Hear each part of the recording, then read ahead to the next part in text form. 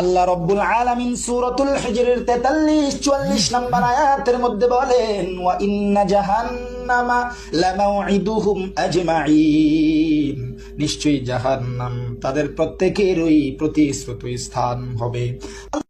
এ বন্ধু, হাফিজুরের দালালি ছাড়ো। আল্লাহ তাআলা এত নাজ নেয়ামত দান করছে, এত সুন্দর কণ্ঠদান করছে, কারো দালালি করার জন্য না, একমাত্র জন্য বলি, কারো দালালি করার দরকার নাই, কারো সুর নকল করার দরকার নাই। আল্লাহ তোমার যে সুর দিছে ওই সুরটা নিয়ে সন্তুষ্ট থাকো। এরে, তুই যে আমারে নসিহত করলি, তোর গলায় তো হাফিজুরের আওয়াজ শোনা যায়। তুইও তো হাফিজুরের দালালি কইরা কইরা আরেকজন রে নসিহত দেস। না